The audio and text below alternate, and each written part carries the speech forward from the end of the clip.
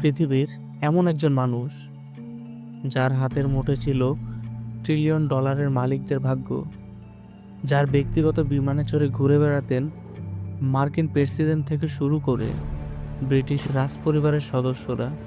কিন্তু এই জাঁকজমকপূর্ণ জীবনের আড়ালে লুকিয়ে ছিল এক বীভৎস অন্ধকার জগৎ।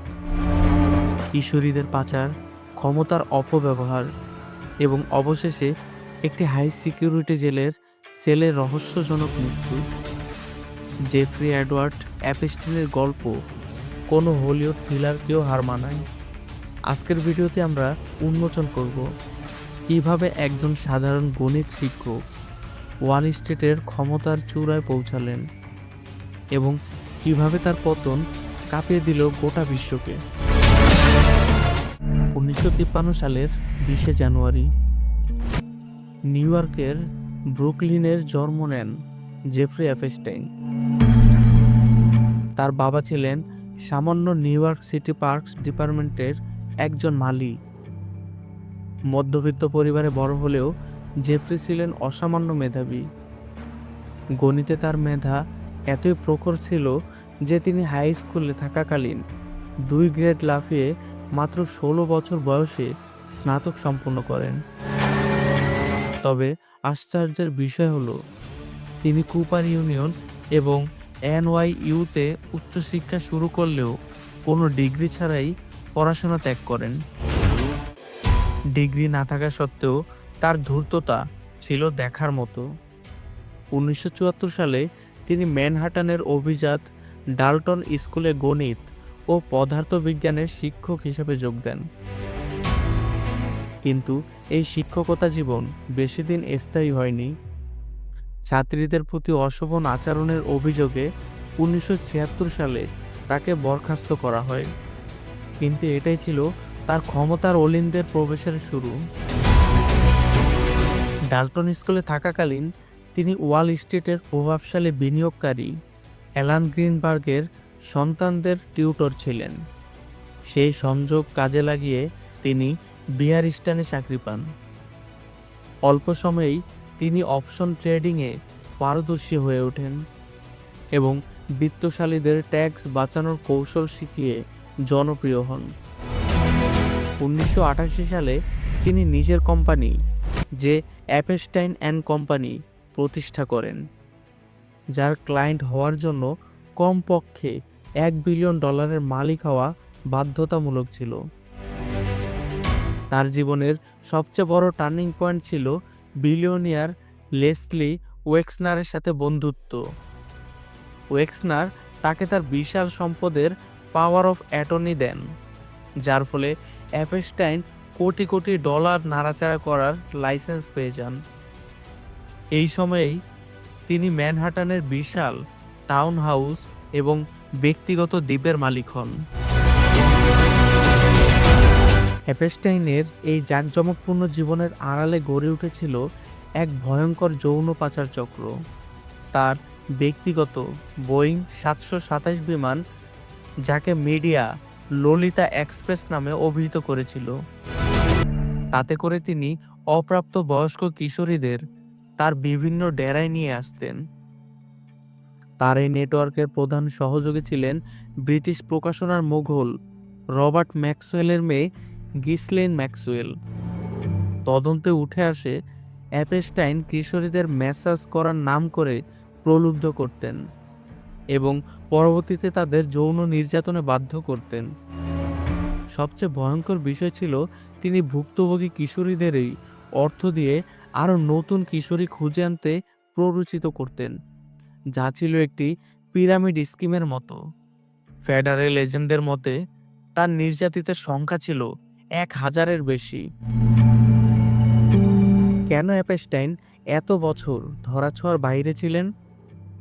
কারণ তার পকেটে ছিল বিশ্বের সবচেয়ে ক্ষমতাধর মানুষগুলো। বিল ক্লিনটন তার বিমানে অন্তত 26 বার ভ্রমণ করেছেন বলে নথিতে পাওয়া যায়। ডোনাল্ড ট্রাম্পের মার-এ লাগোতে তার নিয়মিত যাতায়াত ছিল। ব্রিটিশ রাজপুত্র প্রিন্স অ্যান্ড্রু ছিলেন তার ব্যক্তিগত দ্বীপের নিয়মিত অতিথি। কেবল রাজনীতি নয়, অ্যাপস্টাইন নিজেকে একজন বিজ্ঞান হিতৈষী হিসেবে প্রতিষ্ঠিত করেছিলেন। তিনি হার্ভার্ড এবং এমআইটির মতো প্রতিষ্ঠানে কোটি কোটি ডলার অনুমোদন দিতেন। এমনকি কুখ্যাত শিশু যৌন অপরাধী হওয়ার পরেও স্টিফেন হকিংয়ের মতো বিজ্ঞানীরা তার আয়োজিত সম্মেলনে যোগ দিয়েছিলেন। ধারণা করা হয় এই প্রভাবশালীদের সাথে তার ঘনিষ্ঠতা ছিল এক ধরনের ব্ল্যাকমেইল কৌশল, যাতে বিপদে পড়লে তাকে তারা রক্ষা করে। 2005 সালে পাম বিচে এক 14 বছর বয়সী কিশোরীর অভিযোগের ভিত্তিতে অ্যাপস্টাইনের বিরুদ্ধে তদন্ত শুরু হয়। পুলিশ তার বাড়িতে তল্লাশি চালিয়ে নগ্ন ছবি এবং কিশোরীদের তালিকা উদ্ধার করেন। কিন্তু আশ্চর্যজনকভাবে 2008 সালে তিনি এক রহস্যময় সুইটহার্ট ডিল বা নমনীয় শাস্তি লাভ করেন। তাকে মাত্র 13 মাসের কারাদণ্ড দেওয়া হয় এবং দিনে 12 ঘন্টা নিজের অফিসে কাজ করার অনুমতিও মেলে। এটি ছিল আইনের সাথে এক বিশাল উপহাস। কিন্তু 2019 সালে পরিস্থিতি বদলে যায়। মায়ামি হেরাল্ডের সাংবাদিক জুলি কে ব্রাউনের নিরলস প্রচেষ্টায় এই অপরাধগুলো আবার জনসম্মুখে আসে। 6 জুলাই 2019 নিউ ইয়র্কের বিমানবন্দর থেকে তাকে শিশু পাচারের দায়ে গ্রেপ্তার করা হয়। তার সেফ থেকে হীরা, নগদ অর্থ এবং কয়েকটি ভুয়া অস্ট্রিয়ান পাসপোর্ট উদ্ধার করা হয়, যাতে তার নিজের ছবি লাগানো ছিল। 10 আগস্ট 2019 গোটা পৃথিবী স্তব্ধ হয়ে গেল যখন খবর এলো ম্যানহাটানের হাই সিকিউরিটি জেলের ভিতরে জেফ্রি অ্যাপস্টাইন মারা গেছেন।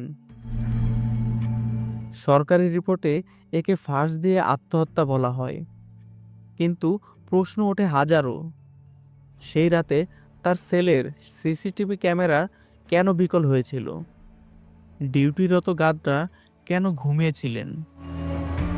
বিখ্যাত ফরেনসিক প্যাথোলজিস্ট মাইকেল বার্ডেন জানান, অ্যাপস্টাইনের ঘাড়ের হায়োড হাড় 3টি জায়গায় ভাঙা ছিল, যা সাধারণত ফাঁস দেওয়ার চেয়ে শ্বাসরোধ করে হত্যার ক্ষেত্রেই বেশি দেখা যায়। সাধারণ মানুষের মধ্যে সন্দেহ দানা বাঁধে। অ্যাপস্টাইন কি এমন কিছু জানতেন যা প্রকাশ পেলে বড় বড় সব রাঘব বোয়ালের সিংহাসন টলে যেত? তাকে কি পরিকল্পিতভাবে সরিয়ে দেওয়া হয়েছিল? অ্যাপস্টাইন মারা গেলেও তার ফাইলগুলো কথা বলতে শুরু করেছে। 2024 থেকে 2026 সালের মধ্যে প্রকাশিত প্রায় 35 লক্ষ পৃষ্ঠার নথি এবং 1,80,000 ছবি বিশ্বজুড়ে তোলপাড় সৃষ্টি করেছে। এই নথিতে প্রিন্স অ্যান্ড্রু, বিল গেটস এবং ইলন মাস্কের মতো ব্যক্তিদের সাথে তার নিয়মিত ইমেল চলাচলের তথ্য পাওয়া গেছে। 2025 সালে কিং চার্লস তার ভাই প্রিন্স অ্যান্ড্রুর রাজকীয় পদবি কেড়ে নেন এবং তাকে প্রাসাদ থেকে উচ্ছেদ করেন। আজও ভুক্তভোগীরা বিচারের দাবিতে লড়ে যাচ্ছেন, যদিও এই চক্রের অনেক হোতা এখনও আড়ালেই থেকে গেছে। জেফ্রি অ্যাপস্টাইনের কাহিনী কেবল একজন যৌন অপরাধীর গল্প নয়, এটি ক্ষমতার অপব্যবহার, সিস্টেমের দুর্নীতি এবং অর্থের দাপটে ন্যায় বিচারের কণ্ঠরোধের এক প্রমাণ্য দলিল। তিনি হয়তো তার গোপন তথ্যগুলো কবরে নিয়ে গেছেন, কিন্তু তার রেখে যাওয়া ক্ষত আজও শত শত ভুক্তভোগীর জীবনে বিদ্যমান। আমাদের আজকের ভিডিওটি যদি আপনার ভালো লাগে এবং এই ধরনের ইনভেস্টিগেটিভ বায়োগ্রাফি আরও দেখতে চান, তবে অবশ্যই লাইক দিন এবং আমাদের চ্যানেলটি সাবস্ক্রাইব করুন। জেফ্রি অ্যাপস্টাইনের মৃত্যু কি আসলে আত্মহত্যা ছিল? আপনার মতামত কি? কমেন্টে জানান।